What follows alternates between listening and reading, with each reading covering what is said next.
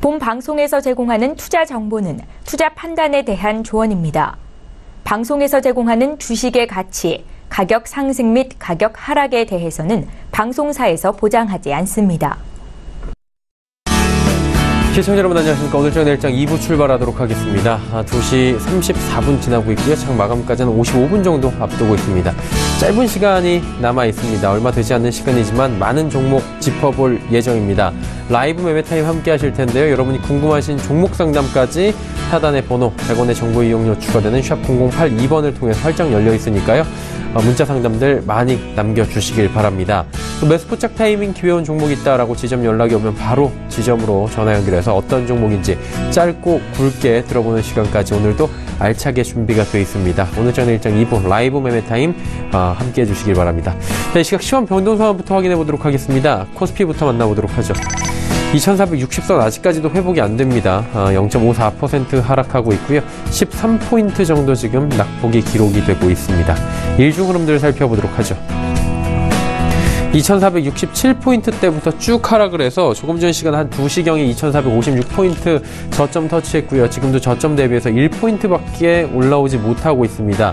일단 2450포인트 후반대에서 하락은 멈췄는데 이후에 반등이 이렇다 하게 딱히 나오질 않고 있는 상황입니다. 수급 주체 만나보도록 하죠. 여전히 외국인이 강하게 매도합니다. 2,601억 원이나 팔고요. 기관은 소폭 523억 원 삽니다. 그리고 개인도 1,818억 원 순 매수하고 있는 상황입니다. 이제 코스닥 시장으로 가보도록 하죠. 코스닥 시장은 760선 아직까지 회복이 안 됐습니다. 759.02포인트의 거래가 됐고요. 5포인트 정도 지금 낙폭이 있는 상황입니다. 일중 흐름 역시나 코스닥도 살펴봐야 될 텐데 보시다시피 768포인트부터 755포인트대까지 쭉 빠져 내려왔습니다. 그리고 조금 한 4포인트 정도 지금 낙폭을 회복하는 모습 30분 사이에 보이긴 했는데 그렇다고 반등까지 나올 정도로 강한 추세 흐름은 보여주지 않고 있습니다. 수급 주체 만나보도록 하죠. 기관 외국인 동반 매도합니다. 기관은 203억 원, 외국인은 1,401억 원. 특히나 외국인이 코스닥 시장에서도 오늘 오랜만에 팔고 있는데 많이 팝니다. 하지만 개인은 1,632억 원. 오히려 반대 매수를 들어온 상황입니다. 자, 이제 원달러 환율의 흐름 살펴봐야 될 텐데 오늘 원달러 환율 1,090원대 여전히 단단하게 지지가 되고 있습니다. 소폭 하락하긴 합니다. 원화는 0.13% 정도 강세를 보여주고 있습니다. 자, 이 시각 인기 검색 종목들 살펴보도록 하죠. 1위부터 5위까지 먼저 만나봅니다. 어제도 이야기드렸던 비트코인 관련주, 화장품주, 금호타이어, LG전자, AJ렌터카입니다. 비트코인 관련주부터 살펴보도록 하겠습니다. 어제 정부 규제 관련 이야기가 나오면서 비트코인 관련주들 하루 만에 급락을 했었습니다. 20%가 넘는 하락을 보인 종목들도 보였는데 오늘은 하루 만에 또 반등이 나오고 있는 상황입니다.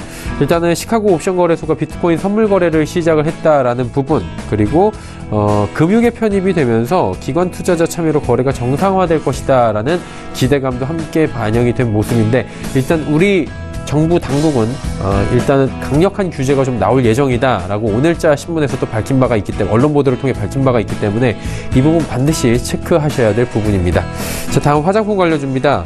한중 정상회담을 앞두고 중국 관련주들 흐름이 좋았습니다. 특히나 화장품주들 어제도 급등이 좀 나왔었는데 오늘 하루 만에 급락이 나오고 있는 상황입니다. 사드 문제를 둘러싸고 양국 간에 좀 해결의 기미가 보이지 않을까라는 기대감으로 올라온 거였는데 해결보다는 여러 가지 또 공동성명, 공동기자회견도 생략이 될지 모른다라는 우려가 지금 나오고 있는 것이 주가 하락의 구체적인 이유로 밝혀집니다. 다음 살펴보도록 하죠. 금호타이어입니다. 국내 기업 인수 보도가 나왔습니다. 어제 이어서 오늘도 급등이 나오고 있고요. 4,185원대까지 지금 치고 올라가는 상황입니다. 국내 기업 유상증자에 의한 금호타이어 인수 보도에 대한 조회 공시를 요구했고요. 오늘 6시까지 금호타이어 사측은 답변을 해야 합니다. 다음 살펴보도록 하죠. LG전자입니다. 6년 반 만에 최고가 경신했고요. 10만원 부근까지 지금 거의 바짝 올라온 모습입니다. LG전자 오늘 외국인들이 많이 파는 가운데 오히려 외국인들 가운데 LG전자를 사는 외국인들은 굉장히 많이 늘어나고 있습니다. 지난 28일부터 11일까지 10거래일 연속으로 LG전자 주식을 매입하고 있다라는 부분이 눈에 띕니다. 다음 살펴보도록 하죠. AJ렌터카입니다. 현대자동차의 피인수설이 불거졌던 AJ렌터카인데 오늘 장중 저가는 15,100원이고요. 현재도 20%가 넘게 급락하고 있습니다. 일단 사업 경쟁력 강화를 위해 지분 매각 등을 포함해 다양한 방법을 검토 중이나 현재까지 확정된 바는 없다라고 밝혔는데 일단 오늘 급락세가 굉장히 강하게 일어나고 있는 AJ렌터카입니다. 다음 살펴보도록 하죠. 6위부터 10위 종목들입니다. 인터플렉스, 우진 BNG, 넵튠, 서울전자통신, 암리스까지 5종목입니다. 인터플렉스부터 살펴보도록 하겠습니다. 돌발 악재가 발생을 했습니다. 일부 생산 라인 가동 중단이 나왔고요. 실적에 타격을 입을 것이다 라는 전망이 나오면서 오늘 11%가 넘게 급락하고 있습니다. 고객의 불량 문제 제기로 가동이 중단된 생산 라인 중에 일부를 고객사와 협의해 재가동했고 나머지 라인은 준비 과정을 거쳐 14일까지 정상화시킨다라는 예정이긴 한데 일단 오늘은 장중에 악재로 받아들이면서 11%가 넘게 급락하고 있는 상황입니다. 자, 다음은 우진 BNG입니다. 첫 백신 판매 시작을 했다라는 소식에 상승 흐름 가져가는데 장 초반에는 급등이 나왔습니다. 6,760원대까지 굉장한 급등이 나왔는데 지금 윗꼬리 달고 모두 빠져내려와서 4% 정도 상승에 그쳐가고 있는 상황입니다. 보시다시피 윗꼬리 달고 바로 빠져내려오면서 재료 소진이 되는 모습들 확인하실 수가 있습니다. 넵튠 살펴보도록 하겠습니다. 중국 텐센트 배틀그라운드 퍼블리싱 지분 인수 기대감으로 상승한다. 이 이슈들 몇 번 넵튠에서 나왔었는데 오늘도 부각이 됩니다. 역시나 장중에 치고 올라갔습니다. 17,500원대까지 올라갔다가 현재 부근 7% 부근까지 지금 빠져있는 상황인데 텐센트는 배틀그라운드 개발사 펍지와 공동으로 배틀그라운드 모바일을 개발하고 있고요. 텐센트는 중국 독점 퍼블리싱 계약을 체결하기도 했다라고 밝혀진 바 있죠. 다음 살펴보도록 하죠. 서울전자통신입니다. 계열사 OLED 필수 전력반도체 중국 품질 승인 통과를 했다고 합니다. 강세 보였는데 장중 고가는 1,355원, 현재는 1,275원대에서 거래가 되고 있습니다. 역시나 장중에 한번 치고 올라간 뒤에 윗꼬리 달고 빠진 모습인데 전자공시 시스템에 따르면 서울전자통신은 지니틱스의 지분 14.2%를 보유하고 있다고 하고요. 회사는 또 김상열 대표이사의 후임으로 손종만 지니틱스 대표를 내정했다라는 공시가 주가의 호재로 작용했습니다. 암리스 살펴보도록 하겠습니다. 지금 연일 급등세를 보이고 있는 암리스인데 오늘도 상한가 터치를 했고요. 이후에 상한가가 살짝 풀렸지만 다시금 상한가를 향해 달려가고 있습니다. 3거래일 급등이고 바이로시밀러 진출 소식이 지금 호재로 작용이 되는데 투자 위험 종목으로 지정을 한국거래소는 예고한 바가 있기 때문에 투자자들께서는 유의를 하셔야 될 것 같습니다. 2시 41분 지나고 있고요. 이 시간 인기검색 종목들 살펴봤습니다.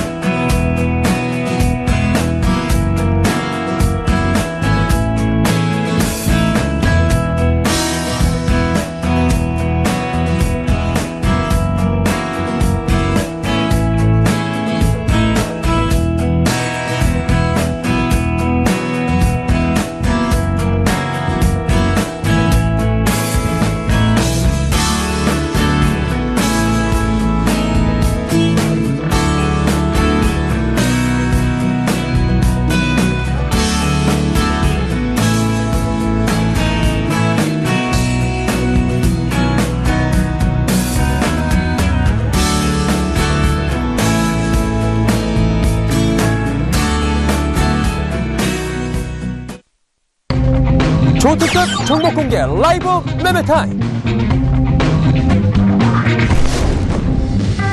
가치주 투자 전략 김치균. 애널리스트보다 뛰어난 종목 분석가 김진석.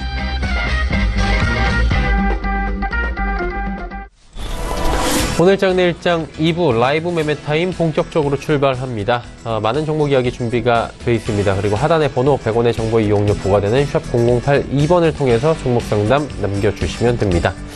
자, 금일 본방송에서 제공해드리는 정보는 투자 판단에 대한 조언일 뿐입니다. 해당 주식의 가치와 또 수익률 보장해드리지 않는다라는 점 참고해 주시길 바랍니다.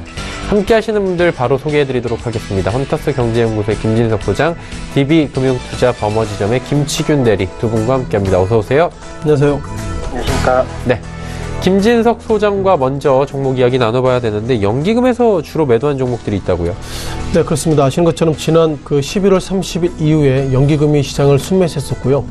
다만 지난주 금요일과 어저께 그리고 이틀 동안 매도를 했기 때문에 아무래도 시장의 중심은 결국 이제 외국인 넘어서 연기금이다 이런 판단 속에서 그동안 연기금이 순매수 가운데서 매도했던 종목들 잠깐 리뷰를 좀 들어보는 것이 적절할 것 같습니다.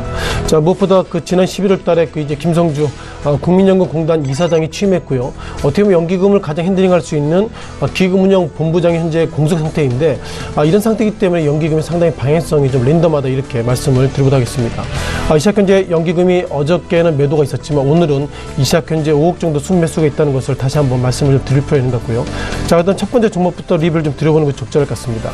자, 무엇보다 삼성전자입니다. 지난 이틀 동안 연기금이 삼성전자를 매도했다는 걸 보면 어떻게 보면 이제는 결국 시장의 방향을 연기금이 매도로 보는 것은 아닌가 이렇게 좀 말씀 드려보겠고요. 눈에 띄는 것들은 지난 11월 달 이후에 그러니까 좀 더 깊게 말씀드리면 11월 달 즉 이제는 뭐 슈퍼 반도체 랠리는 끝났습니다. 이런 어떤 외국계 증권사의 어떤 매도 페이퍼에 의해 예상보다 주가가 지난 11월 2일 날에는 280만 원대 그리고 최근 들어서는 260만 원대를 돌아서고 있는데 아직까지 주가가 방향성에 있어서 여전히 상당히 큰 고민을 가지고 있다는 말씀을 드릴 필요는 같습니다. 자, 통상 그 삼성전자의 주가의 하락의 가장 핑계는 우리가 모건 스탠리에 대한 코멘트를 드릴 필요가 있는 것 같은데요. 자, 지금 곧 보시는 차트가 모건 스탠리입니다. 요즘 뭐 HTS가 잘 됐기 때문에 매일매일 기준으로 외국계 어떤 회원사의 매매 플레이가 좀 보이겠는데요.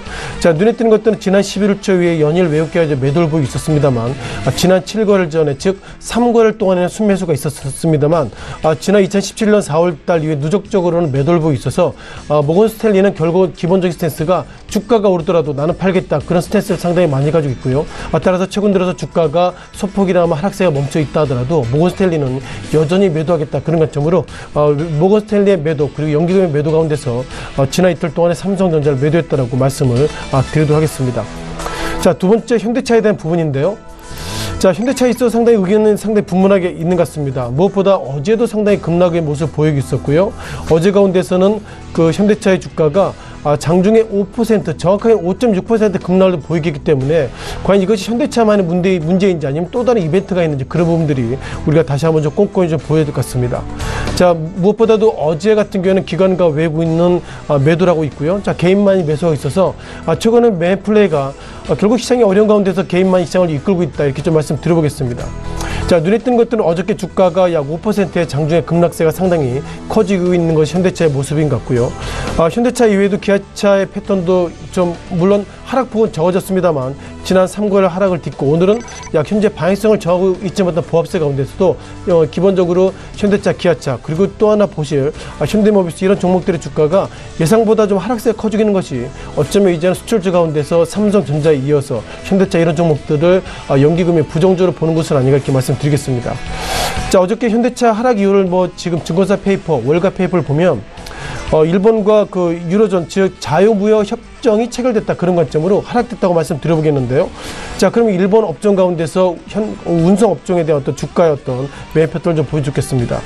지금 보시는 이 차트가 일본의 운송 장비 업종의 주가 최근 들어서 업종별 흐름들인데요.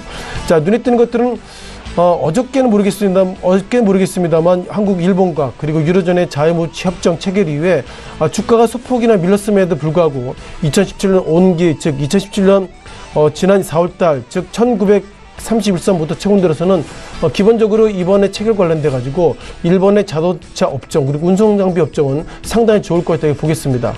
따라서 일본과 또 유로존의 자유무역 협정 관련돼서 현대차, 기아차, 현대모비스는 약세 그리고 일본 관련 종목들은 상승하기 때문에 연기금의 지난 이틀간의 매도가 이것과 좀 맞물린 것은 아닌가 이렇게 말씀을 드려볼 필요는 것 같습니다.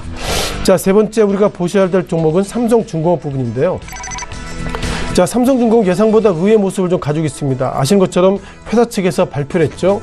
어쩌면 이제는 삼성중공업의 주가가 지금보다 더 하락할 여지가 많이 있습니다. 이런 것들을 증권사 페이퍼가 아니라 기본적으로 삼성중공업 입장에서 일단 발표를 했습니다.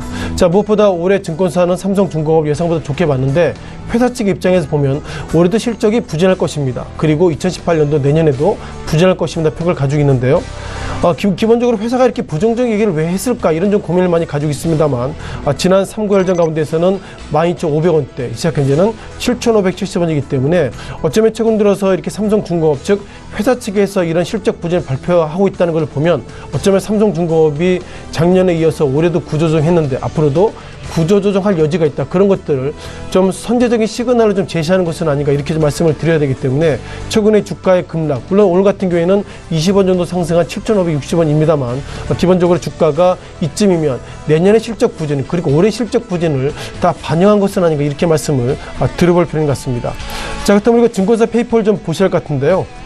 자, 증권사는 최근 들어 실적 부진을 전혀 체크를 못했습니다. 뭐 지금 보시는 것처럼 KB투자 같은 경우에는 8,500원대 그리고 동부증권은 9,300원대 모습을 보이겠는데 자, 이런 종목들이 11월 달에는 이 종목들을 상당히 좋게 얘기했습니다만 회사 측에서 올해와 내년에 실적이 부진할 것입니다. 얘기했음에 따라서 목표가를 하회하고 있다는 것은 결국 삼성중공업 관련돼서 증권사 애널리스트들이 정확하게 역할을 못했다 이렇게 좀 보시면 좋겠고요. 따라서 최근 들어 삼성중공업 이렇게 주가 하락에 관련돼 가지고 어쩌면 시청자 여러분께서 좀 이렇게 손실을 보셨다면 해당 증권사 애널리스트한테 전화해서 이런 부분들을 좀 따끔하게 좀 설명을 하실 필요도 있다 이렇게 말씀을 드리도록 하겠습니다. 자, 네 번째 우리은행 부분입니다. 어떻게 보면 우리은행 이번 주 어떻게 보면 이제 내일 모레 되면 이번에 12월 달 즉 미국의 FOMC 때 기준금리는 인상할 것이다 이런 평을 가지고 있는데요. 자, 그럼에도 불구하고 우리은행 관련돼서 연기금 왜 이렇게 매도했는지 설명이 지금 딱히 안 된 부분이 좀 가지고 있습니다. 자, 무엇보다 주가가 지난 4월간 연속 약세 모습 보이고 있고요. 시작 현재 오늘은 약 100원 정도 상승한 15,500원대 모습을 보이겠는데 기본적으로 미국의 기준금리 인상한다. 그것은 결국 한국의 예대마진 속에서 은행업종의 주가가 좋을 것입니다. 이런 얘기를 많이 들었었는데 연기금이 우리은행 관련해서 매도하고 있다는 것은 지난 시기에 발표된 즉 작년에 우리은행 채용 관련돼서 앞으로 일어나도 불법 채용이 있다면 이제는 뭐 관련자들 관련돼서 형사상 책임 묻겠다. 그리고 작년에 채용한 인원 관련돼 가지고 정확하게 표현은 좀 적절하지 않지만 작년에 불법적으로 들어온 사람들은 퇴사 처리하겠다. 그런 어떤 약간 애매한 부분 속에서 일단 우리은행 긍정적 이슈도 있겠습니다만 연기금을 일단 매도하고 있다라고 말씀을 드리겠습니다. 자, 마지막 네이버에 대한 부분입니다. 최근 들어서 네이버 관련돼서 상당히 의견이 좀 많이 나오고 있는 것 같습니다. 아시는 것처럼 페이스북을 비롯해서 몇몇 즉 미국의 기술주에 대한 방향성을 상당히 고민을 좀 가지고 있는데요. 자, 무엇보다 우리가 그 네이버와 카카오가 관련돼서 상당히 이제 의견이 좀 달리 나오고 있는 것 같습니다. 연기금은 최근 들어서 네이버에 대한 매도를 좀 지속하고 있고요. 눈에 띄는 것들은 지난 11월 달 이후에 외국인 넘어서 연기금은 매도하고 있습니다만 지난 10월 달 말에 소폭 인원수 매수를 보이고 있고 2017년 2월 달 이후에 연기금이 매수한 날보다 매도한 날이 많았다는 것은 최근 들어서 네이버의 주가 즉 증권사에서는 정확하게는 뭐 110만 원대 지금 차트상을 보이지 않는데요. 일단 증권사에서는 110만 원을 제시하고 있습니다만 올 한 해 밴드를 보면 약 90만 원대 그리고 적게는 약 71만 원대 밴드를 보이고 있어서 전체적으로 연기금은 작은 박스권 매매 그러니까 70만 원대에서 80만 원대 매매가 되면 정확하게 팔겠다 그런 어떤 매매 패턴을 좀 보이고 있습니다. 따라서 증권사의 어떤 매매 패턴에 대해 떠나서 페이퍼를 좀 보시면 좋겠는데요.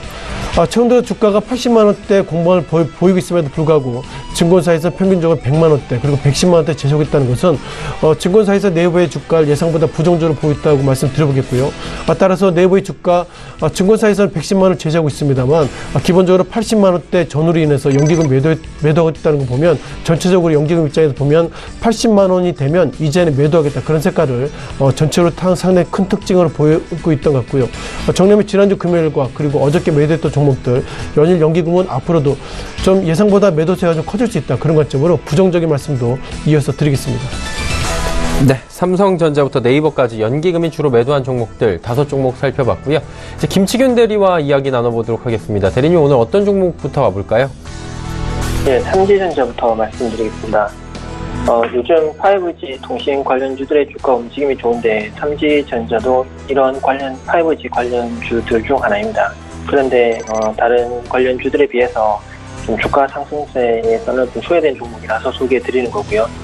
우선 5G 통신에 대해서 잠깐 설명드리자면 5G는 4G에 비해서 고대역대 주파수를 사용하기 때문에 전파 도달 거리가 상대적으로 짧습니다.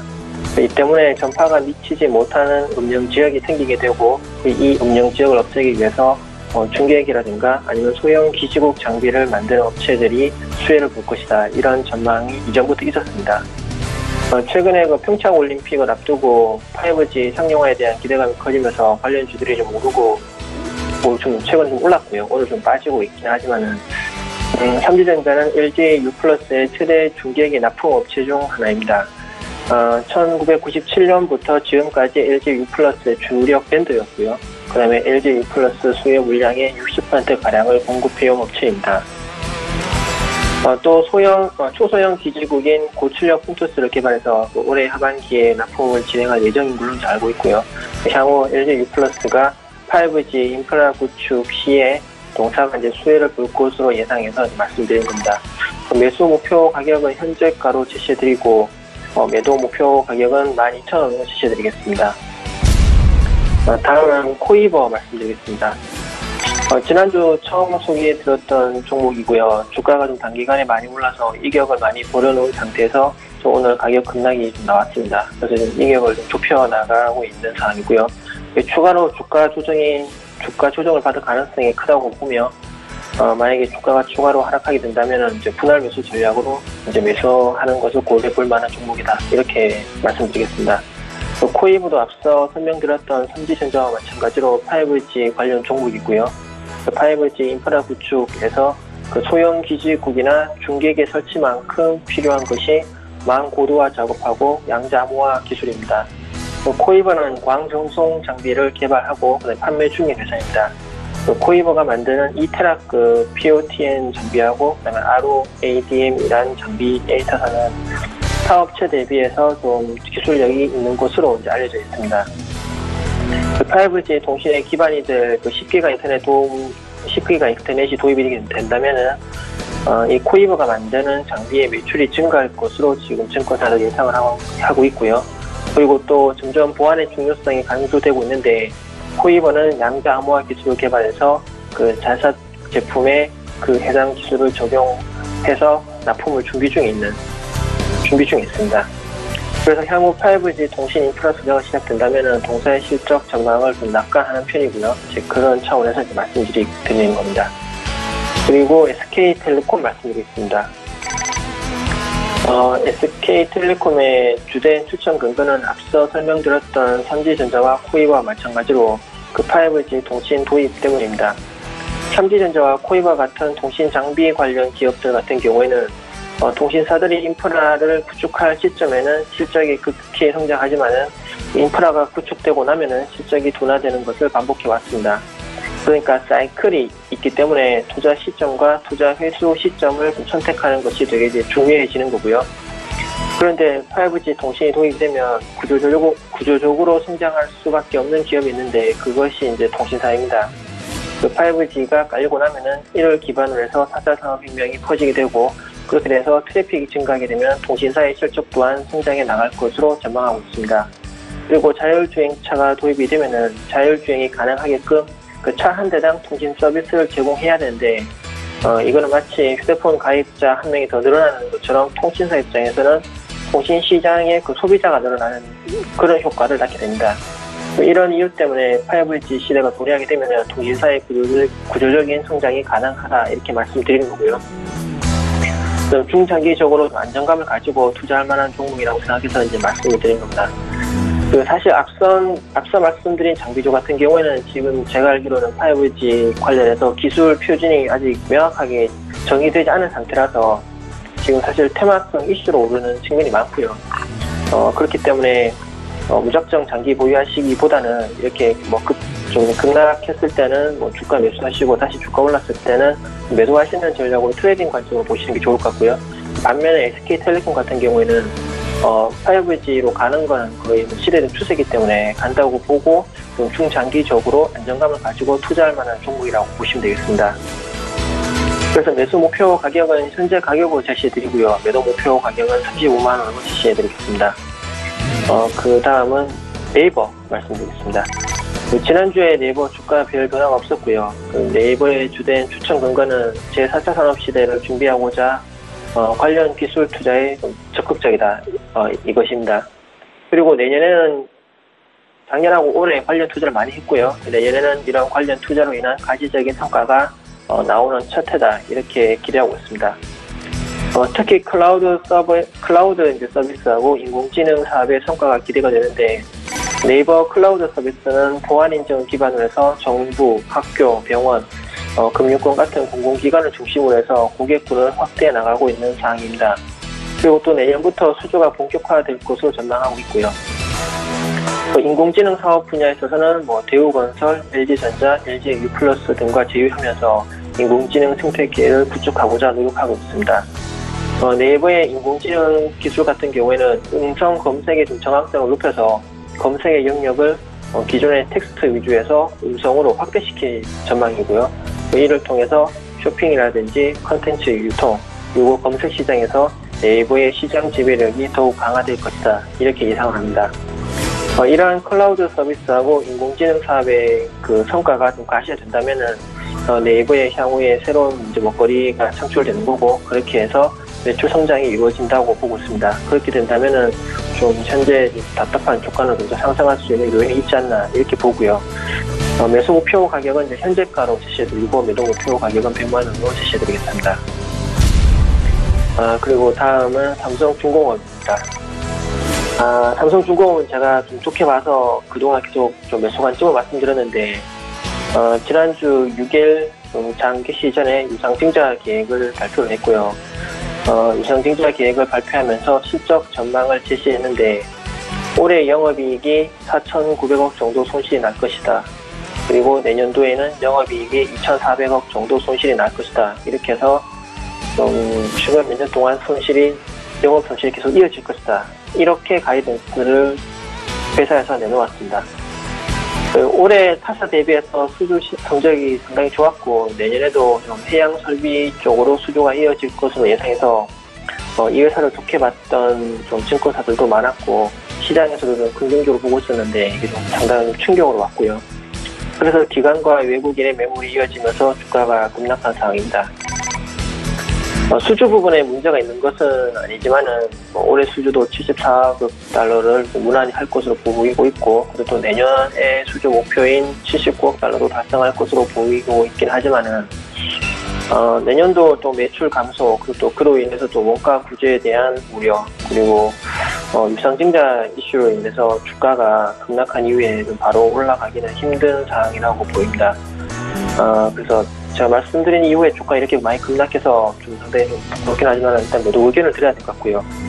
주가가 바로 회복하기 힘들기 때문에 이제 매도하신 후에 다른 종목을 보셔서 그쪽에서 이제 수익 내시는 쪽으로 이제 생각을 해보셔야 될 것 같습니다.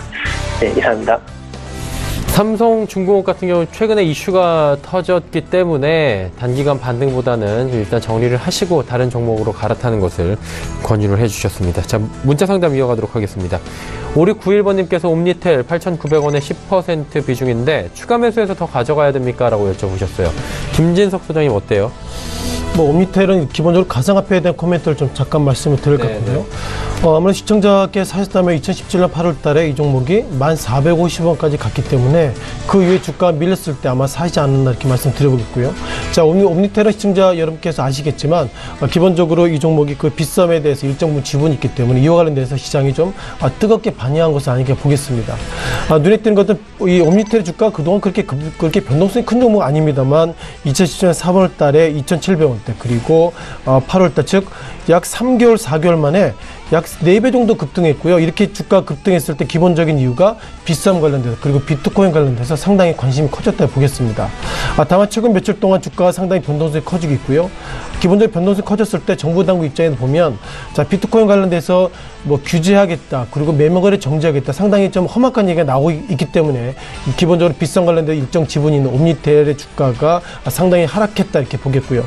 따라서 이 종목에 대한 주가에 대한 방향성은 잘 모르겠습니다. 왜냐하면 정부 당국자 입장에서도 비트코인 시작 현재 그 비트코인당 약 1,930만 원대 전후로 움직이고 있는데요.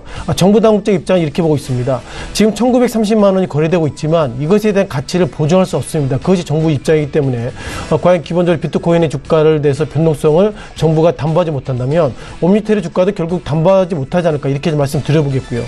따라서 옴니텔의 주가에 대한 변동성을 보기 위해서는 어제부터 우리가 그 CBOE죠. 시카고 옵션 거래소에서 이제 비트코인의 시세가 거래되는데 그걸 잠깐 보시면서 좀 팁을 얻는 것이 좀 더 적절하지 않을까 싶습니다. 지금 보시는 표가 차트가 시카고 보드 오브 익스체인지, 즉 시카고 옵션 거래소에서 XBT가 코드가 우리가 비트코인의 코드가 XBT인데요. 지금 보시는 것처럼 어떻게 보면 미국에서 처음으로 비트코인 선물이 거래되고 있습니다. 이렇게 광고하고 있는데 눈에 띄는 것도 이런 부분입니다. 어저께 한국 시간으로 오전 8시부터 9시까지 거래가 좀 안 되고 상당히 좀 소위 상당히 들어가기 어려웠는데요. 어저께 오전에 서킷 브레이크가 2번이나 걸릴 정도로 상당히 변동성이 커지고 있었고요. 자, 보시는 것처럼 XBT 즉 비트코인 관련돼서 2018년 1월 물이 17,680달러 선, 그리고 눈에 띄는 건 2월 달에 18,000선, 그리고 3월 물이 17,820달러 선이기 때문에 이런 모습을 보면 결국 이제 비트코인의 주가를 어떻게 봐야 될지, 그런 부분들이 1월 달에는 오를지 몰라도 3월 달과 2월 달은 예상보다 좀 마이너스 모습을 보이고 있다는 것은 기본적으로 미국 증시에서도 이번에 그 비트코인 관련돼서 아직까지 답은 정확하게 못 주고 있다라고 말씀을 좀 드려보겠습니다. 통상 XBT에 대한 설명을 잠깐 좀 드려보겠는데요. 좀 의미 있는 부분이 있어서 말씀을 드려야 될 것 같습니다. 앞으로 시카고 옵션 거래소에서 시청자 여러분께 사시게 되시면 기본 코드 관련돼서 XBT로 치시면 나오겠고요. 눈에 띄는 것도 이런 부분이 있습니다. 어떻게 보면 세부적인 내용 가운데서 이런 부분을 좀 보시면 좋겠는데요. 기본적으로 우리가 기초 자산이라고 그러죠. 베이스를 뭘로 보냐면 제미니 옥션의 가격을 기초 자산을 본다 이렇게 보겠습니다. 그러면은 제미니 옥션에 대한 가격을 좀 보셔야 할 것 같은데요. 제가 좀 클릭해 놨습니다만 제미니 미국 옵션 거래소입니다. 비트코인의 주가가 16,607달러 선이기 때문에 이제는 시카고 옵션 거래소의 시세를 보시려고 그러면 제미니의 주가를 보셔야 될 것 같고요. 따라서 지금 앞서 시청자 여러분께서 옴니텔의 주가를 어떻게 가야 될지 말씀하셨는데 전체적으로 한국 증시를 넘어서 월가에서도 비트코인의 주가를 담보할 수 없다 이렇게 말씀드리기 때문에 제가 볼 때 옴니텔의 주가를 방향성을 말씀드리기, 그리고 앞으로 올라간다 내려간다 말씀드리기보다도 전체적으로 비트코인 관련돼서는 딱히 손에 잡히지 않지만 모르겠다 이렇게 말씀드린 것이 좀 더 적절한 판단이라고 말씀드리겠습니다. 네, 옴니텔 주가를 보면서 비트코인 이야기까지 함께 남겨주셨습니다. 8336번님께서 SK하이닉스 81,000원에 비중 30% 목표가와 손절가 알려주세요 하셨는데, 사실 쭉 올라가다가 최근에 조정을 받고 있는 SK하이닉스이기 때문에 이거 참가자분들께서는 좀 수심이 깊으신 분들이 많더라고요. 김치근 대리님 어떻습니까? 예, 우선 아까 방금 전에 말씀하신 것처럼 최근에 주가 계속 좋다가 10월 중순 이후부터 주가가 계속 이렇게 전 고점을 못 넘고 주가 좀 밀리고 있고요. 외국계 증권사에서 반도체 업황의 고점 우려에 대한 리포트가 나오면서 좀 전반적으로 좀 센티멘탈 측면이 좀 나빠졌다고 보시면 되겠습니다. 그렇다고 해서 회사가 실적이 둔화되냐, 아니 실적이 다시 줄어드냐, 이건 아닙니다. 실적은 내년도 실적은 좋을 거라고 증권사 전망치도 이렇게 나오고 있고, 이제 리포트에서도 그런 식으로 분석을 하고 있는데, 향후의 실적은 좋을 거라고 하는 것은 좀 계속 이렇게 좋게 보시면 될 것 같고요. 그럼 주가가 비싸냐 측면을 보자면은 12M4로에서 4배, 5배 정도 수준이기 때문에 이거 비싸다고 또 보기도 힘든 상황입니다. 다만 아까 말씀드렸던 그런 이제 반도체 업황의 고점에 대한 우려도 있고요. 그다음에 내년에 반도체 쪽에서 실적이 나온다 하더라도 올해처럼 좀 폭발적인 성장세를 보이기는 힘들 거라고 보기 때문에 성장세가 둔화된다고 해서 좀 주가가 그렇게 밀리는 거라고 보시면 되겠습니다. 그러니까 요약하자면은 현재 주가가 비싼 것도 아니고 또 향후에 앞으로 실적도 좋아질 거긴 하지만은 펀더멘탈한 측면은 양호하지만은 좀 성장 둔화되는 우려 때문에 주가가 밀리는 거라 보시면 되겠고요. 좀 차트적인 분석을 하자면은 이게 11월 말쯤에 갭으로 하락해서 아직까지 갭을 메우지 못하고 있는 상황입니다. 좀 이 갭 부분이 상당한 좀 저항 가격대로 좀 작용하고 있는 상황이고요. 이 가격대를 다시 주가가 올라서 뚫고 올라간다면은 다시 전 고점까지 바라보시면 되겠지만, 그러니까 93,300원 정도 수준까지 바라보셔도 되겠지만은, 만약에 이거를 뚫지 못하고 이렇게 지지부진하게 좀 주가가 공부하다가 하락해서 74,000원 밑으로 하락하게 된다면은 좀 장기적으로 주가가 추가적으로 하락할 가능성이 높다고 봅니다. 정리하자면은 1차적인 목표 가격으로 갭을 메운다는 조건 하에 1차적인 목표 가격으로 93,300원 보시면 되겠고요. 만약에 손절가를 말씀을 듣고 싶으시다면 한 74,000원 정도 만약에 밑으로 떨어지게 된다면 우선 손절을 하셔야 되지 않나, 이렇게 정리하겠습니다. 목표가는 9만 원 초반대 그리고 손절가 7만 4천 원 정도를 제시를 해 주셨습니다. 종목 상담 잠시 뒤에 또 이어가도록 하고요. 자, 이번에 김진석 소장과 이야기를 나눠보도록 하겠습니다. 이번에는 외국인이 순매수한 종목이라고요. 네, 그렇습니다. 최근 들어서 외국계가 계속 좀 매도하고 있는데요. 예. 자, 그 가운데서 어떤 종목을 매수했는지 좀 보시면 좋겠습니다. 지난 이틀간의 외국계는 삼성전자를 매도했는데요. 매수 쪽에서는 누적적으로 에인소프트를 상당히 매수가 어저께까지 이틀 동안 좀 크게 나오고 있습니다. 심재님께도 아시는 것처럼 에인소프트는 실은 게임 관련 기업이고요. 또한 리니지 M 그리고 리니지2 레볼루션이 있기 때문에 통상 지금 이제 방학을 전후로 앞두고 있기 때문에 학생들이 주로 스마트폰으로 그리고 인터넷으로 지금 PC방에서 연일 게임하고 있다는 거 보면 그래도 계절적인 수혜주라는 개념으로서 방학 때는 그래도 게임 업종에 그래도 상승할 폭이 그는 상대적으로 컸다 이렇게 말씀드려보겠고요. 또한 지난 이틀간의 삼성전자를 매도하고 있음에도 불구하고 에인소프트를 외국계에 매수했다는 거 보면 그래도 이 기본적인 기조가 게임 업종의 주가는 계속 살 수 있습니다. 그런 시그널을 시장에 좀 전달하고 있다 보겠습니다. 따라서 기본적으로 시장에 대한 방향성을 좀 보시면 좋겠는데요. 자, 기본적으로 시장에 대한 방향 속에서 최근 들어서 어떻게 보면 지난 2017년 9월 달에 47만 원대, 최근 들어서 46만 5천 원이기 때문에 앞서서 게임 업종의 주가 그리고 외국계가 순매수했음에도 불구하고 지난 9월 달에 47만 원대 고점을 뚫고 있지 못했다는 거 보면 외국계는 아직까지도 매수에 대한 여력이 지금보다 더 커지지 않을까 그렇게 말씀을 드려보겠습니다. 자, 기본적으로 증권사에서는 일단 어떻게 보면 목표가가 상당히 비슷하게 나오고 있는데요. 과연 이것을 어떻게 해석할지 모르겠습니다만 지난 12일 날에도 유진증권에서 63만 원대 그리고 대인증권에도 63만 원, 즉 하루 차이로 증권사 애널리스트든 다르지만 에인소프트의 목표가를 63만 원대 밴드에 맞춰놨다는 것을 이거는 결국 어떻게 해석해야 될지 모르겠지만 결국 주가에 대한 방향성을 모르기 때문에 옆에 있는 증권사의 어떤 목표가가 비슷하게 좀 묻어가는 것은 아닌가 이렇게 저 개인적으로 해석해야 될 것 같습니다. 따라서 기본적으로 외국계가 이렇게 매수했음에도 불구하고 증권사의 목표가가 비슷하게 나오고 있다는 걸 보면 기본적으로 게임 업종 관련돼서 국내 증권사는 좀 부정적으로 보는 것은 아닌가 이렇게 좀 예단을 한번 드리는 것이 적절할 것 같습니다. 자, 두 번째 BGF 리테일에 대한 코멘트를 좀 드려볼 필요가 있는 것 같은데요. 자, 최근 들어서 시장에 대한 변동성이 좀 커지고 있습니다. BGF 리테일 그리고 BGF 이렇게 이제 두 종목을 이제 소위 이게 분사가 되는데 예상보다 외국계는 BGF 리테일을 순매수를 많이 하고 있고요. 오늘까지 3거래 가운데서 지난 이틀간의 상승, 오늘은 그나마 상승폭이 좀 줄어들었습니다만 지난 이틀간의 상승폭이 넘어서 예상보다 뜨겁게 시장을 좀 반영하고 있다 보겠습니다. 눈에 띄는 것들은 BGF 리테일이 지난 3거래를 전에는 상한가 모습 보였고요. 어제는 54,500원의 상승, 그리고 이 시각 현재는 약 4.8% 정도 하락한 223만 7천 원. 이 가운데서 결국 외국계가 매수했다는 것은 상한가 갔음에도 불구하고 BGF 리테일 아직까지 매수의 여력이 더 크다. 그렇게 말씀을 드려보겠습니다. 방금 BGF에 대한 코멘트도 들어볼 필요 있는 것 같은데요. 자, BGF는 예상보다 흐름이 달인하고 있습니다. 앞서서는 상한가 모습 보이고 있었습니다만 BGF는 지난 이틀간의 하한가 모습 보이고 있었고요. 오늘도 장중에 21%의 급락, 그리고 이 시각 현재도 약 18.2%이기 때문에 앞으로도 외국계는 BGF 리테일 매수하고 그리고 BGF는 매도하는 그런 색깔로 우리가 좀 해석할 수 있다고 보겠습니다. 자, 세 번째 호텔 신라에 대한 리뷰인데요. 자, 호텔 신라 관련돼서 최근 들어서 주가가 상당히 좀 약세 모습 보이겠습니다. 아시는 것처럼 호텔 신라 과거 시기에는 싱가포르 창의공항 면세점 입점 이후에 예상보다 주가가 약 15만 원대까지 갔습니다만 최근 들어서는 8만 원대. 어떻게 보면 지난 11월 29일 날 9만 500원을 터치했을 때 이제는 호텔 신라가 앞으로는 더 주가가 급등할 것입니다. 이런 평을 가지고 있는데 그 이후에 주가는 예상보다 약세를 보이고 있습니다. 따라서 호텔 신라는 이제 심리적인 9만 원 선을 돌파하기는 어렵다 이런 판단을 가지고 있고요. 오늘 장중에 변동성이 커지고 있습니다만 장중에 8만 원대 깨지고 있습니다만 결국 호텔 신라에 대한 밴드가 이제는 8만 원대는 9만 원이 작은 박스권 매매에서 움직여야 되는 것은 아니겠 이렇게 말씀드려보겠고요. 지난 10월 달에 약 5만 원대 이후에 5만 원대에 9만 원까지 상승하는 가운데서도 눈에 띄는 것들은 기관의 순매수가 지난 10월 달 이후에 있었고요. 또 외국계도 순매수가 있습니다만 지난 11월 달 이후에 외국계와 기관계 어떤 매수 매도가 예상보다 엇갈리고 있기 때문에 아직까지 시장에 대한 방향성은 좀 어렵습니다만 호텔 신라가 결국 외국계 매수하고 있다는 것은 내일부터 이제 문재인 대통령 방중 관련돼서 어떻게든 그런 부분들이 기대감이 조금이나 반영되고 있지 않을까 이렇게 말씀드려보겠고요.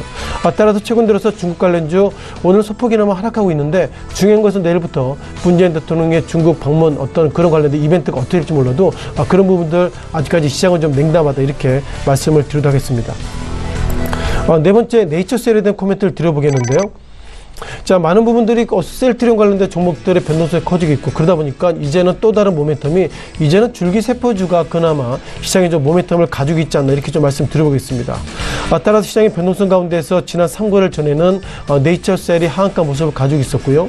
지난 12월 7일과 관련돼서 이 종목이 29,950원대, 그리고 최근 들어서는 29,900원대이기 때문에 이제는 뭐 셀트리온 주가도 하락하고 있고, 그리고 이제 줄기세포의 대표주로 할 수 있는 네이처셀도 하락하고 있기 때문에, 자, 이런 모습이 결국 코스닥 시장에 전체적인 에너지가 좀 빠지고 있지 않나, 이렇게 좀 부정적인 우려의 말씀을 드려보도록 하겠습니다. 자, 눈에 띄는 것들은 어저께 외국인들의 순매수가 상당히 커지고 있고요. 자, 눈에 띄는 것들은 과연 네이처셀의 주가에 대한 방향성은 모르겠습니다만, 지난 12월 7일, 그러니까 29,950원대 신고가 이후에 외국계가 이렇게 왜 매수했을까, 그런 부분들이 상당히 엇갈리게 나오고 있습니다. 눈에 띄는 것들은 두 가지 패턴인데요. 자, 외국계가 순매수한 날, 즉 공격적인 순매수한 날 기관들이 매도했기 때문에 전체적으로 실탄이 많은 외국계는 기관들이 매도하더라도 즉 약 2만원대 전후가 되면 나는 매수하겠다, 그런 어떤 시그널이 커지고 있는 것 같습니다. 지금 이게 빨간색에서는 개인들의 매수의 모습들인데요. 눈에 띄는 것들은 지난 11월 달 이후에 개인들은 그 공격적인 순매도가 있었고, 그리고 지난 12월 달 이후에 결국 그 네이처셀의 29,950원, 그러니까 52주 신고가 이후에 개인들은 공격적인 순매도, 그리고 기관은 매도 가운데서 외국인만이 매수하고 있다는 것은 그만큼 외국계가 실탄이 많이 있기 때문에 결국 외국인만이 할 수 있는 매매 플레이다, 이렇게 보겠습니다. 따라서 이 종목의 주가 지금보다 상승할 수 있다는 여력보다도 외국계는 실탄이 많이 있기 때문에 주가가 지금보다 빠지더라도 난 살 수 있다, 그런 어떤 시그널 해석하시는 것이 좀 더 적절한 판단이라고 보겠습니다. 마지막 셀트리온에 대한 코멘트인데요. 자, 비슷한 패턴들의 매매 패턴이 상당히 좀 보이겠습니다.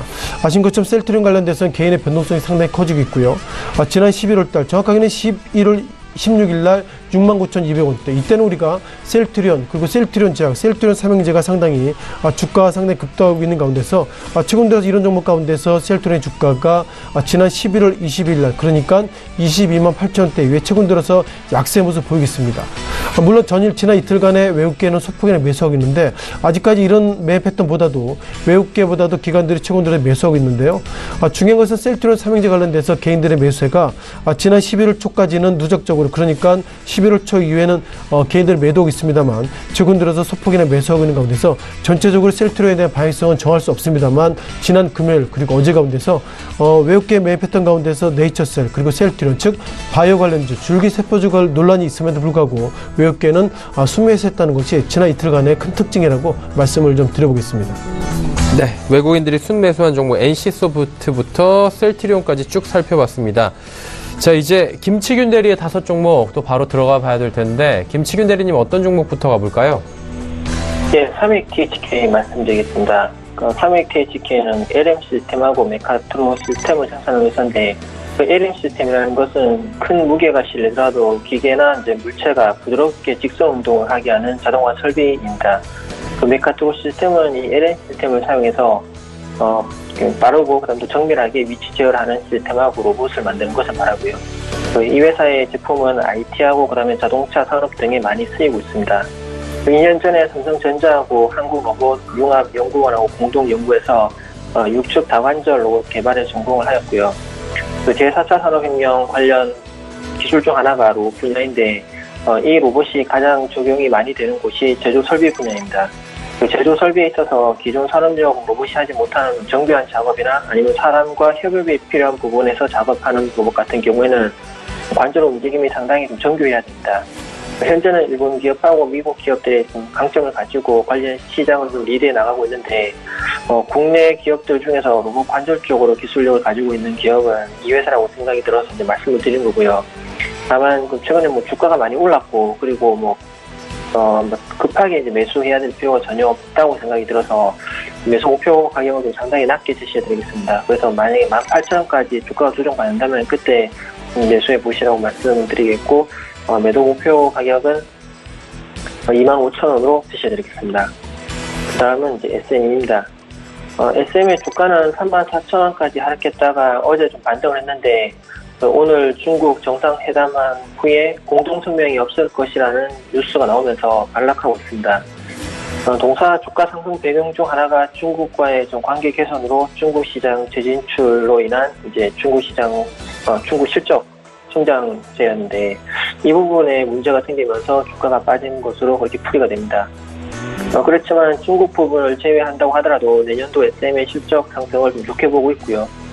그다음에 이 회사의 그 대표 아티스트가 동방신기하고 휘포준이 드림인데 군 전역 후에 이제 곧장 활동을 재개하면서 그 소속 아티스트들의 라인업이 좀 증가하면서 계단식 이익 상승이 예상되고 있는 상황입니다.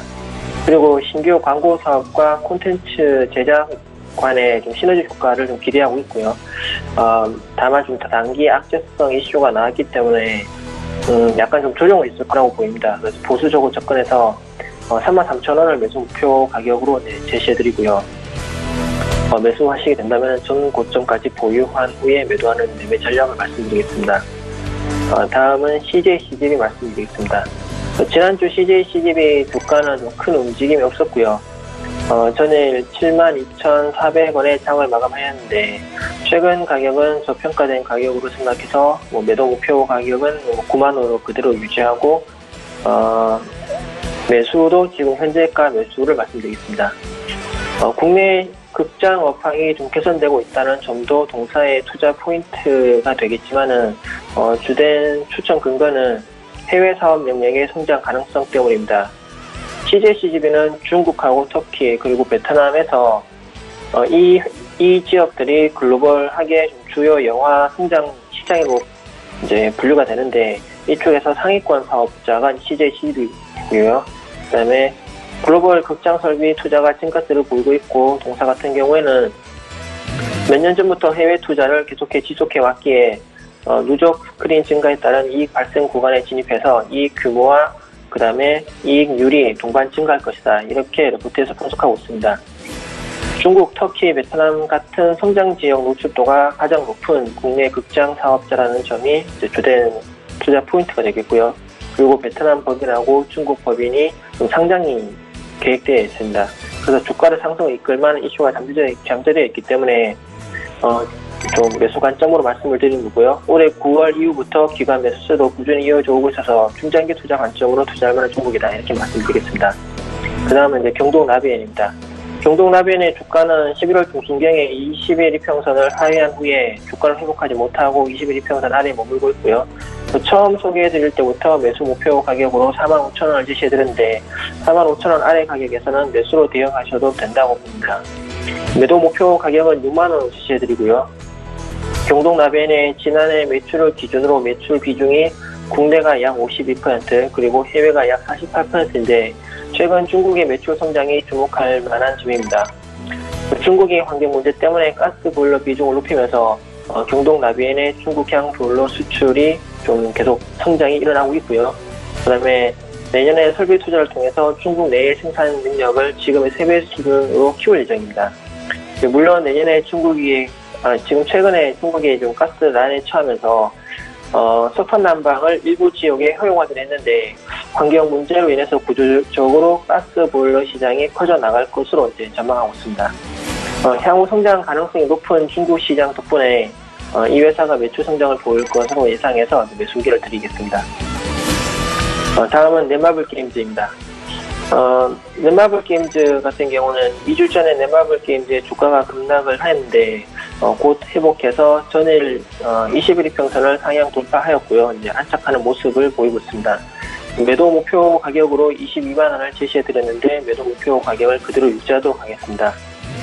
넷마블 게임즈는 테라M하고 블레드 소울 레볼루션 그리고 세븐나이츠2, 이카루스 M 같은 다수의 게임 라인업을 보유하고 있고요. 테라M은 현재 수익 랭킹 1, 2위를 기록 중에 있다고 합니다.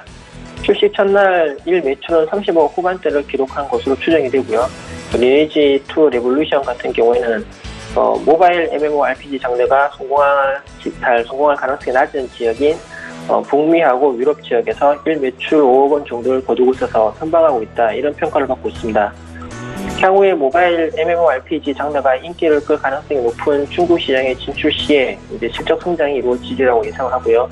내년도 신작 게임 라인업이 3개 정도 있고, 그 다음에 리니지2 레볼루션이 중국 시장에 진출하게 된다면 실적이 좀 증가할 것이다. 이런 관점에서 게임 업종 중에서 탑픽으로 주로 이제 꼽히고 있습니다. 기관과 외국인의 매수세도 꾸준히 이어져 오고 있어서 좀 수급적인 부담도 덜하고요. 최근 게임 업종에 대한 시장의 관심도 높기도 해서 계속 관심을 가지고 보실 필요가 있다고 생각합니다. 예, 이상입니다. 네. 5종목 쭉 살펴봤고요. 종목 상담 바로 또 이어가 보도록 하겠습니다. 0819번님께서 진에어 종목입니다. 신규 상장된 종목으로 저희가 알고 있는 종목인데 사고 싶은데 매수가 잡아주세요 하셨습니다. 참 어려운 질문이네요. 일단 뭐 제가 개인적인 말씀 들어보면 진에어는 일단 사시기는 좀 어렵다. 사지 마시라 말씀 먼저 드리겠습니다. 자, 진에어가 치는 공모가가 31,800원이고요. 이 시각 현재 그 첫날은 소폭이나마 상승했지만 오늘 이틀까지 하락을 해서 26,300원이기 때문에 어쩌면 공모가로 사시는 것보다 시장에 들어가는 것이 더 싸다. 그런 관점 말씀 드려보겠고요. 자, 그러다 보니까 결국 공모가보다 싸다는 것이 이제는 뭐 사도 되는 것은 아닌가 그런 관점인데 저 개인적인 입장이 좀 다르다는 것을 먼저 말씀드리겠습니다.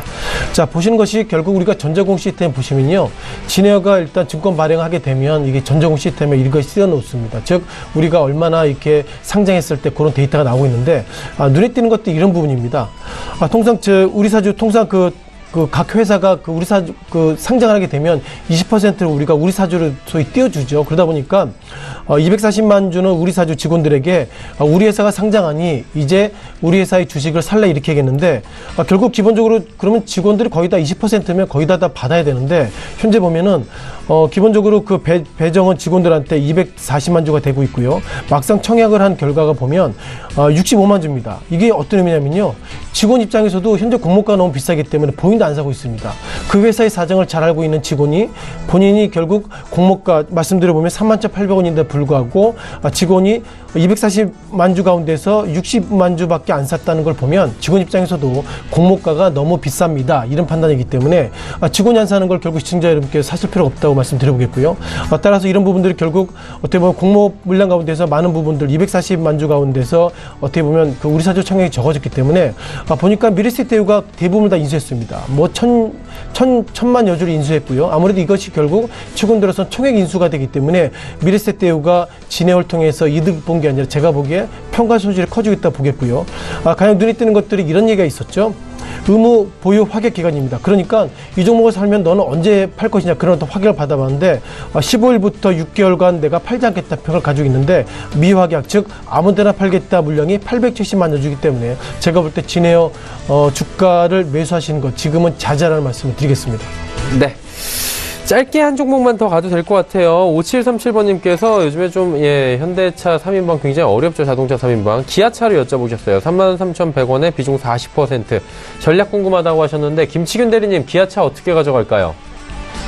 예, 우선은 사드 문제 때문에 현대차와 기아차 중국 내 판매량이 많이 급감을 했는데, 그 사드 문제가 좀 봉합되는 수준에 좀 이르긴 했지만은, 그래도 여기에 영향을 많이 벗어나지 못했고요. 그리고 그런 걸 감안해서 증권사가 좀 어느 정도 판매량이 이 정도 될 것이다 이렇게 예상을 했는데 그 예상치에도 좀 밑돌 것이다 이런 전망이 나오고 있습니다. 그러니까 이제 판매량 부분에 있어서는 좀 기대할 것이 지금 현재로서는 크게 없는 상황이라고 보시면 되겠고요. 그다음에 뭐 차트 분석상으로도 33,100원에 이제 들어가셨는데 아마 이전 저점에서 좀 반등이 나올 것이다 이렇게 보고 들어가신 것 같은데. 지금 뭐 펀더멘탈적인 측면도 별로 좋지도 않고 뭐 역배열 상태의 종목이라서 추가적으로 하락할 가능성이 크다고 보고요. 그래서 만약에 사신다면은 더 낮게 보수적으로 봐서 뭐 3만 원 가격 부근까지 빠지게 된다면은 그때 매수 관점으로 생각하시고 접근하시는 게 좋을 것 같고요. 지금은 이걸 계속 보유하시기보다는 좀 어느 정도 본전 근처에서 그냥 손절 이익 빠져나오시는 게 좋지 않나. 3만 원 부근에 떨어지면 그때 재지입하시기 좋지 않나 이렇게 생각이 됩니다. 예, 그러니까 기술 3만 원 부근까지 떨어진다 하더라도 기술적 반등 정도만 노려셔야 되지 계속 끌고 갈 만한 종목은 지금은 아니다 이렇게 말씀드리겠습니다. 네, 이상입니다. 지금은 고생하기가 딱 좋은 시기다라고 저희가 정리하도록 하겠습니다. 예, 종목 상담 여기까지 하도록 하고요. 시간 얼마 남지 않아서 김치균 대리는 좀 보내드려야 될 것 같습니다. 대리님 오늘 말씀 감사합니다. 감사합니다. 네, DB금융투자 범어지점의 김치균 대리였고요. 저희 이제 3분도 남지 않았습니다. 코스피부터 먼저 만나보도록 하죠. 자, 코스피 지수 2,458포인트대입니다. 일단 뭐 큰 반등 전혀 나오지 않고 있고요. 2,450선 후반에서 지금 장마감 예상이 됩니다. 2,460선 다시 탈환하느냐 이 부분 좀 지켜봐야 될 것 같은데 일중 흐름 짧게 살펴보도록 하죠. 보시면 2450포인트대까지 빠진 뒤에 60포인트를 지금 회복을 하지 못하고 계속해서 저점 부근에서 하회하는 모습 보여주고 있습니다. 수급주체 만나보도록 할 텐데, 수급주체 보시면 여전히 외국인이 팝니다. 2850억 원까지 매도 물량 쌓아놨습니다. 기관은 765억 원, 개인은 1806억 원 각각 순 매수합니다. 시가총액 상위 종목들의 흐름 살펴보도록 하겠습니다. 삼성전자는 여전히 0.5% 정도 상승 흐름 가져가고요. SK하이닉스는 1%대의 낙폭입니다. 현대차, 보합, 그리고 포스코는 0.6% 하락이 보입니다. 6위부터 10위도 살펴보도록 하죠. LG화학 빠지고요. 네이버가 반등에 성공을 했습니다. 82만 8천원대까지 올라왔고요. 삼성물산, 현대모비스, 삼성생명까지 모두 빠지고 삼성생명이 오늘 2.7% 정도의 낙폭이 기록됩니다. 다음 이제 코스닥 시장 가보도록 하죠. 760선 회복을 했습니다. 760선 지금 공방을 벌이고 있는 상태고요. 3포인트 이상의 그래도 낙폭은 여전히 기록이 됩니다. 일중 흐름들 살펴보도록 하죠. 768포인트대부터 755포인트대까지 빠졌다가 755에서 760까지는 지금 장 후반에 회복을 해나가는 모습 보여집니다. 수급주체 확인해 보도록 하죠. 외국인 여전히 팔고 기관도 소폭이지만 130억 원 팝니다. 개인만이 1615억 원 사들이고 있는 모습 보여집니다. 시가총액 상위 종목들의 흐름 마지막으로 살펴볼 텐데, 시가총액 상위 종목들 셀트리온과 셀트리온 헬스케어 모두 올라갑니다. 특히나 셀트리온 0.05%, 셀트리온 헬스케어도 2.24%나 올라갑니다. 신라젠, CJENM 하락하는데 신라젠 1.9%, CJENM은 9만원 다시 무너졌습니다. 티슈지는 어제 이어서 오늘도 상승하면서 3%대 5만원 부근까지 지금 치고 올라갑니다. 자, 6위부터 10위 마지막으로 체크합니다. 로엔, 펄어비스, 바이로메드 올라갔는데 특히나 펄어비스가 20만원대 돌파하면서 상승폭 더 키웠습니다. 5.64%까지 올라갔고요. 메디톡스와 코미팜 빠집니다. 메디톡스는 1.4%대, 코미팜도 2.6%대의 낙폭이 기록이 됩니다.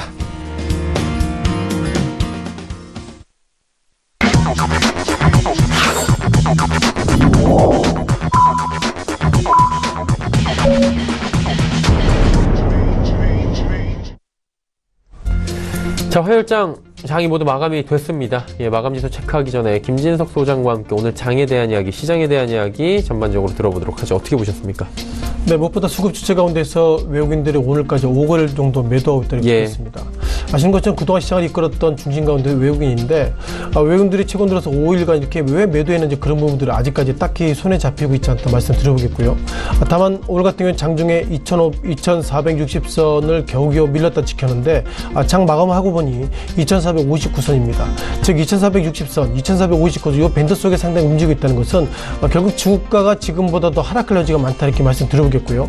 다만 오늘 이 시각 현재 2460선 전에 어떤 매매 패턴에 이제 종가가 나오고 있지만, 눈에 띄는 것들은 개인은 약 1806억 정도 순 매수를 보이고 있고요. 자, 기관은 764억의 순 매수 보이고 있다는 걸 보면 기본적으로 오늘의 시장을 그나마 지지한 것이 개인과 기관의 어떤 매매 플레이가 시장을 이끌고 있지 않나 이렇게 말씀을 드려보도록 하겠습니다. 가장 눈에 띄는 것들은 결국 연기금 매매 패턴을 우리가 리뷰를 드려보겠는데요. 지난 이틀간의 매도 가운데서 오늘은 약 21억 정도 순 매수 보이고 있다는 걸 보면 전체로 시장을 지지할 그리고 견인할 종목들과 어떤 트렌드가 없다 이렇게 말씀을 드리도록 하겠습니다. 자, 눈에 띄는 것들은 유가중고시장 1위부터 10위 가운데서 삼성전자가 0.5% 상승을 좀 보이겠고요. 그 종목 가운데도 네이버, 즉 그러니까 1위부터 10위 가운데서 3개 종목 외에 7개 종목 하락하고 있다는 걸 보면 전체로 투자 심리가 악화되고 있다는 말씀 드려보겠습니다. 아시는 것처럼 지난주 금요일날부터 한국 시장을 이끌었던 즉 비트코인 관련돼서 이것에 대한 방향성의 논란, 그러다 보니까 이제 전체적으로 유가중고시장과 코스닥 시장을 넘어서 요즘 시황을 보면 비트코인의 시황이 나올 수 있을 정도로 시장의 어떤 트렌드가 아직까지 정해지지 않다 보겠습니다. 따라서 어쩌면 최근도 이렇게 변동성이 커지고 있다면 이제는 결국 주식을 들어가는 것이 아니라 이제는 비트코인 시장으로 들어가야 된다, 그런 고민이 커지고 있기 때문에 전체로 오늘의 유가중고시장은 2460선을 지켜놨다, 그리고 코스닥 시장은 760을 겨우 지켰다 하더라도 아직까지 전체적으로 투자 심리가 상당히 산재되어 있다라고 말씀을 드리겠습니다. 네, 양시장에 대한 이야기를 남겨주셨고요.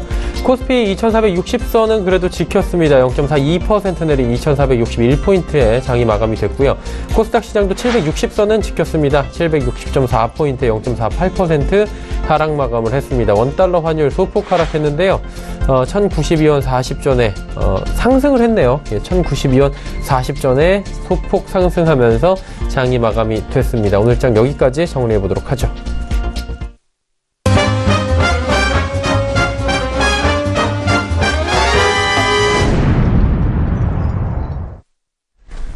조금 전에 만나보셨던 라이브 매매타임의 수익률 점검 바로 들어가 보도록 하겠습니다. 화면으로 만나보시죠. 메르시종금리권 여의도금융센터 장기화 무장의 파미셀 62.37% 올라가고요. 메르시종금리권 여의도금융센터 건풍섬연구원 SKC 코오롱 PI 56.14% 올라갑니다. DB금융투자 버머지점의 이영환 차장 카카오 종목 44.68% 상승입니다. 역시나 이영환 차장이고요. 신성델타테크 33.67% 올라갑니다. 메르시종금리권 여의도금융센터의 장기환 부장의 아진엑스텍 역시 27.31% 수익입니다. 자, 전화 연결되어 있다고 합니다. DB금융투자 버머지점으로 갑니다. 이영환 차장님 나와 계십니까? 예, 안녕하십니까? 예, 안녕하십니까? 카카오 신성델타테크 지금 주가 흐름 좋은데요. 앞으로 전략들 짚어주시죠. 예. 일단, 카카오 같은 경우, 지난주 10월 말쯤에, 네. 이 종목에 대해서 잠깐 언급드릴 때, 일단 카카오톡이라는 걸출한 플랫폼을 가지고 지금 돈 될 만한 가능한 모든 사업을 다 하고 있는 중이다. 그렇게 말씀을 드렸었는데요. 올해 올해 호실적에 이어 내년에도 이런 성장세는 이어질 것이다. 대부분 일단 시장에서 그렇게 판단하고 있는 것입니다. 다만, 지난번에도 말씀드렸다시피, 개인적으로 판단했을 때, 이런 성장세는 현재 어느 정도 주가에 반영된 측면이 있어 보이고요. 하고자 하는 신사업도 현재 이제 시작하는 단계이기 때문에 어느 정도의 가시적인 성과를 최대한 빨리 만들어낼 수 있을까. 이제 그런 부분이 향후 주가의 좀 상승 속도를 결정짓는데 중요한 기준점이 될 것 같고요. 최근 주가 흐름을 좀 살펴보자면 3개월 가까이 14만에서 16만 원에 박스권에서 정체되어서 숨 고르기가 좀 들어간 상황인 것 같은데 아마도 이제 시장 참여자의 의도가 좀 전에 말씀드린 이제 성장 속도의 확인이 필요한 시점이기 때문에 조금 관망하는 태도가 좀 상당히 지금 시장에 좀 깔려 있는 것 같고요. 당분간은 좀 더 14만원에서 16만원 사이의 박스권에서 머무를 가능성이 좀 높아 보이는데 14만원을 향후 하방 이탈하든지 아니면 상방으로 돌파하든지 전략적인 매매는 그 후에 좀 판단을 해야 될 것 같고 다만 이제 단기 매매 관점에서는 14만과 16만원 이제 사이의 박스권 트레이딩 전략은 좀 유효해 보이는 구간이다. 그렇게 말씀드릴 수 있을 것 같고요. 신성델타 같은 경우는 좀 안정적인 이제 가전사업부의 현금 창출 능력과 그리고 또 신사업으로 그러니까 이제 자동차 공조 부품의 매출처 다변화 그리고 2차 전지 배터리팩 관련 사업의 좀 신성장 동력을 바탕으로 해서 올해 사상 최대 실적 달성이 가능해 보이고 내년에도 이변이 없는 한 이런 성장 추세는 좀 더 유효할 것으로 보여지는 그런 상황인데요. 일단 이 종목은 내용보다 좀 기술적인 관점에서 말씀을 드려보자면은 올해 9월경에 고점 돌파 시 한 1,600만 주 정도 가량의 역대급 대량 거래가 좀 터졌습니다. 그 후에 좀 거래 없이 가격 조정이 나오다가 최근에 다시 고점 갱신 후 조금 이제 쉬어가는 그런 흐름을 보이고 있는데요. 아무래도 이제 전형적인 매집성 대량 거래가 터진 후 매도 물량 없이 가격 조정을 거친 종목이기 때문에 실적이나 수급적인 측면에서 일단 크게 갈 수 있는 종목의 모든 요건을 다 갖추고 있다. 개인적으로 그렇게 좀 판단을 하고 있습니다. 지금의 숨고르기 시점이 좀 지나고 나면은 아마 또 추가적으로 한 차례의 큰 시세가 큰 시세를 좀 기대해봐도 되지 않을까. 그렇게 보고 있고요. 일단은 무엇보다 실적이 좀 받쳐주는 종목이기 때문에 보유자들은 전혀 좀 부담 없이 롱텀으로 좀 끌고 가볼 만한 그런 주식이다. 현재로서는 이제 그렇게 좀 보여지는 상황입니다. 예. 네. 신성델타테크는 롱텀으로 끌고 가기에도 괜찮아 보이는 시점이다까지 짚어주셨습니다. 오늘 말씀 감사합니다. 예, 감사합니다. DB금융투자 버머지점의 이영환 차장과 이야기 나눠봤습니다. 이어서 내일의 일정 그리고 투자 정보들 바로 짚어드립니다.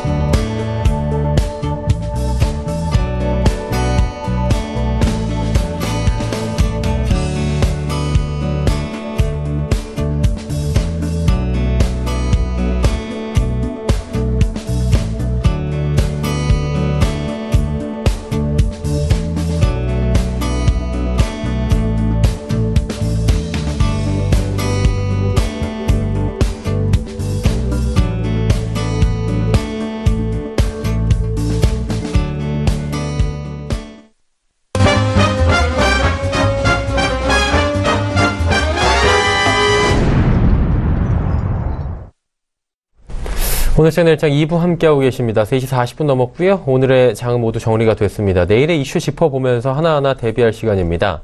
글로벌 이슈를 짚어봐야 될 시점인 게 방중 이슈가 문재인 대통령의 처음에 굉장히 화두였던 게 뭐 정상회담도 오랜만이고 그동안에 뭐 갈등도 좀 실타래가 풀리는 거 아니냐 했는데 오늘 또 의외의 복병이 좀 나왔습니다. 이 얘기 좀 해봐야 될 것 같아요.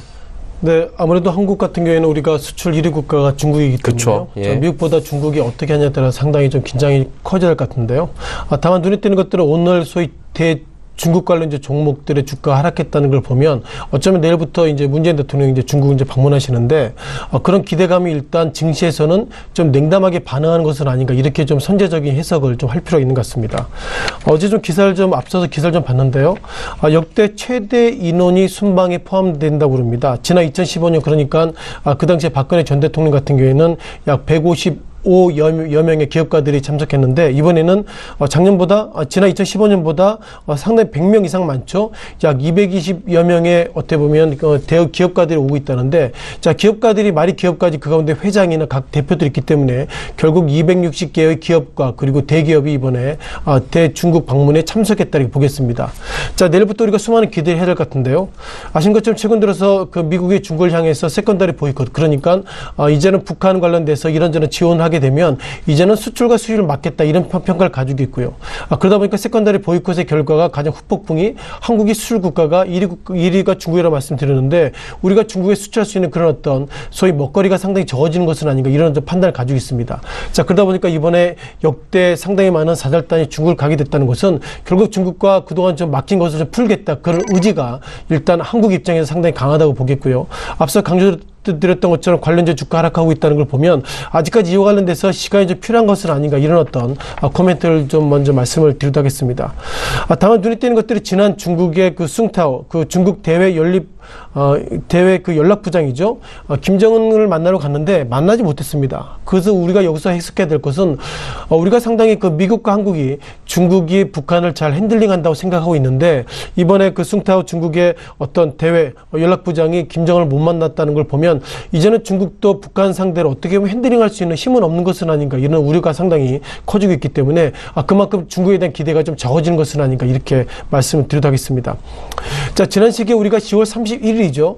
그 당시 한국과 중국이 사드 관련돼서 여러 가지로 사드 관련 그 협약을 맺었습니다. 다만 그 이후에 예상보다 좀 노이즈가 커지고 있는 것이 세 가지가 있는데요. 우리가 통상 그 3노 그 세 가지는 그 중국과 한국이 서로 협의했다는 것이 세 가지가 있습니다. 첫 번째로 사드 관련돼서 한국이 추가적으로 배치하면 안 된다 이런 부분들이 중국을 다시 한번 확인하는 것 같고요. 다만 우리가 지난 시기에도 그렇지만 북한이 소위 한국을 상대로 그 미사일 발사하게 된다면 지금 사드 한 개 포대가 실은 몇 개 6개로 돼 있는데 이거 가지고는 적기 때문에 미국에 다시 한번 사드가 들어와야 되는데 일단 한국과 그리고 중국 이와 관련돼서 협약을 맺었다 이런 어떤 코멘트가 있고요. 그동안 중국이 한국을 상대로 사드 관련돼서 가장 강하게 부정적인 이유는 뭐냐면 통상 그 MD라고 합니다. 이것이 군사적인 전략 부분인데요. 미사일 디스펜스라는 입장을 보이고 있어서 중국이 한국을 바라볼 때 한국이 결국 북한을 상대로 그 어떤 방어적으로 사드하는 것이 아니라 미국의 전초 기지로 즉 미국의 어떤 전체적인 미사일 그 레이더 기지로서 한국에 파킹했다 그런 관점으로서 기본적으로 중국이 이번에 MD 관련돼서 상당히 이제는 그런 부분 하면 안 된다 평가를 가지고 있고요. 마지막으로 한국과 일본 그리고 미국과 소위 그 3개국 관련돼서 연합으로 군사합동 이런 부분들을 이제 하지 말라 이런 부분이기 때문에 아직까지 이와 관련해서 한국과 중국이 정확하게 입장이 좀 정리되지 않았다 그런 부분들이 상당히 시장에 좀 충격인 것 같습니다. 자 마지막으로 우리가 통상 대표자들이 즉 국가 간의 국가 대표자들이 서로 간에 회의를 하면 공동 어떤 선언문을 발표하는데요. 이번에는 공동 선언 그리고 공동 언론 플레이를 안 하고 이제 각자 발표를 예정하는 거 보면 아직까지 정확하게 정리되어 있지 않지만 한국과 중국이 실은 동상이몽하는 것은 아닌가 이렇게 말씀 드려보겠습니다. 잠깐 주가를 통해서 그동안 오늘의 시장에 대해 반응을 좀 보시면 좋겠는데요. 첫 번째 아모레퍼시픽 부분입니다. 아시는 것처럼 지난 10월 말에 한중 협약 이후에 그 당시에 실은 뭐 단기적인 좀 고가 모습을 가고 있고요.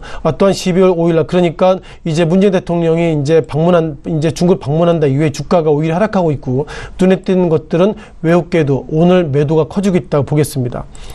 또한 종목 가운데 LG생건입니다. 앞서서 아모레퍼시픽과 패턴이 같죠.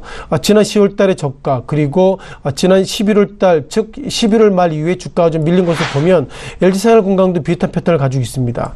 10월 달에 주가가 상승하고 있고요. 11월 달, 12월 달 중순 이후에 주가 하락하고 있다는 거 보면 이제는 주가가 그동안 고점에 대해서 다시 한번 논란이 커지고 있다 보겠습니다.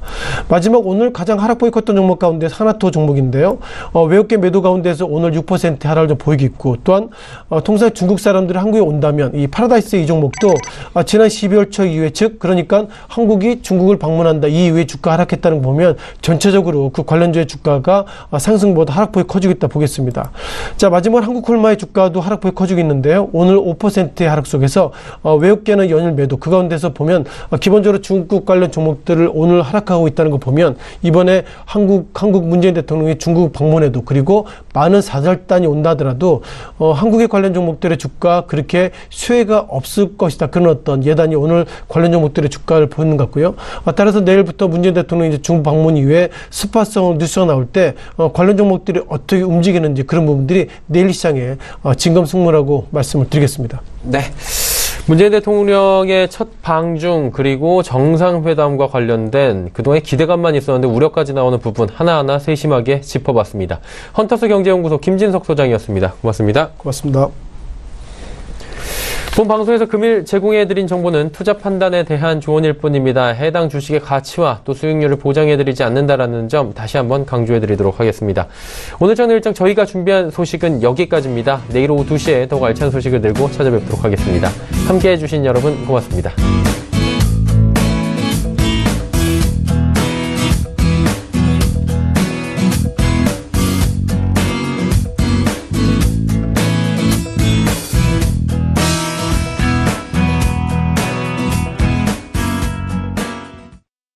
본 방송에서 제공하는 투자 정보는 투자 판단에 대한 조언입니다.